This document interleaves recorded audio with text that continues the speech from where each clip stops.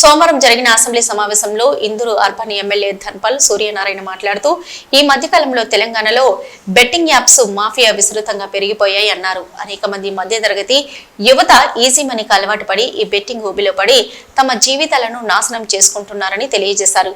యువత ఈ యాప్స్ వలన పెద్ద మొత్తంలో డబ్బులు కోల్పోయి ఆర్థికంగా మానసికంగా కుంగిపోయి ఆత్మహత్యలు చేసుకున్నారని, దాని కారణంగా వారి కుటుంబాలు రోడ్డున పడుతున్నాయని వాపోయారు. ఈ మధ్య ఒక మీడియా పత్రికలో ఒక మాజీ మంత్రి ప్రమేయంతో ఈ యాప్స్ నిర్వహణ జరిగిందని వస్తున్న కథనాలపై విచారణ జరపాలన్నారు. ప్రభుత్వం కేవలం కొందరు ప్రమోటర్లకు నోటీసులు పంపి కేసులు బుక్ చేసి చేతులు దులుపుకోవడానికే పరిమితం కాకుండా అసలైన దోషులను గుర్తించి ముఖ్యంగా యాప్ ఓనర్లపై కఠిన చర్యలు తీసుకోవాలని డిమాండ్ చేశారు. దోషులను వదిలేస్తే వేల కుటుంబాలు రోడ్డున పడే అవకాశం ఉందని, గతంలో డ్రగ్స్ కేసు నీరు కార్చినట్లు కాకుండా ఈ బెట్టింగ్ మాఫియాపై పూర్తి స్థాయి విచారణ జరపాలని, దోషులు ఎంతటి వారైనా ఉపేక్షించకుండా చర్యలు తీసుకోవాలని ప్రభుత్వాన్ని డిమాండ్ చేశారు. Greater Hyderabad municipal corporation OTS one time settlement ద్వారా ఆస్తి పన్ను బకాయిలపై 90% వడ్డీ మాఫీ కల్పిస్తూ ప్రిన్సిపల్ ప్లస్ 10% వడ్డీ చెల్లిస్తే పూర్తిగా పరిష్కరించుకునే అవకాశాన్ని కల్పించి ఈ పథకం ద్వారా జీహెచ్ఎంసీ 300 నుంచి 500 కోట్ల ఆదాయం సమీకరించాలని లక్ష్యంగా పెట్టుకుందని అన్నారు. కానీ తెలంగాణలోని 13 మున్సిపల్ కార్పొరేషన్లకు కూడా ఎలాంటి వెసులుబాటు కల్పించలేదని, నిజామాబాద్ వంటి కార్పొరేషన్లకు కూడా ఆస్తి పన్ను వడ్డీ మాఫీ వెసులుబాటు కల్పించాలని డిమాండ్ చేశారు.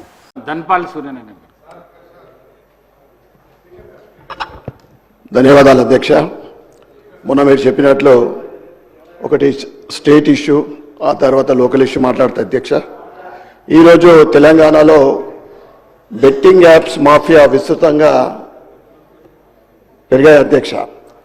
అనేక మంది మధ్యతరగతి యువత ఈజీ మనీకి అలవాటు పడి ఈ బెట్టింగ్ ఊబిలో చిక్కుకొని తమ జీవితాలను నాశనం చేసుకుంటున్నారు అధ్యక్ష. ఎందరో యువకులు ఈ యాప్స్ ద్వారా పెద్ద మొత్తంలో డబ్బులు కోల్పోయి ఆర్థికంగా మానసికంగా కుంగిపోయి ఆత్మహత్యలు చేసుకుంటున్నారు అధ్యక్ష. దాని కారణంగా వారి కుటుంబాలు బజార్న పడతా ఉన్నాయి అధ్యక్ష.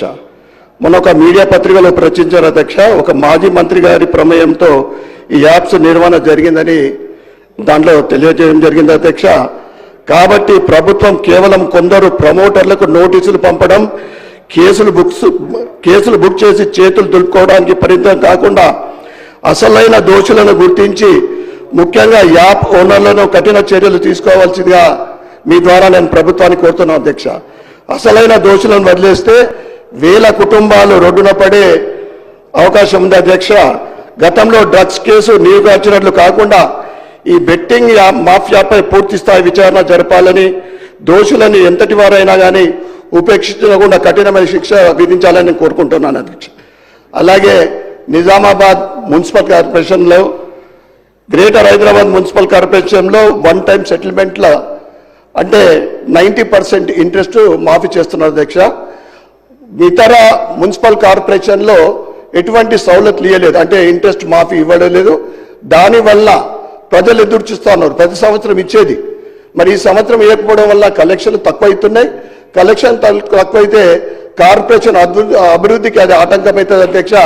ప్రజలందరూ ఎదురు చూస్తూ ఉన్నారు.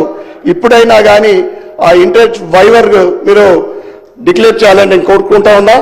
అదేవిధంగా స్ట్రీట్ లైట్ల సమస్య అధ్యక్ష 15 నెలల తర్వాత అధ్యక్ష గౌరవ సభ్యులు చెప్పిన వివరాలు నోట్ చేసుకోవడం జరిగింది. తెల్లం వెంకట్రావు గారు.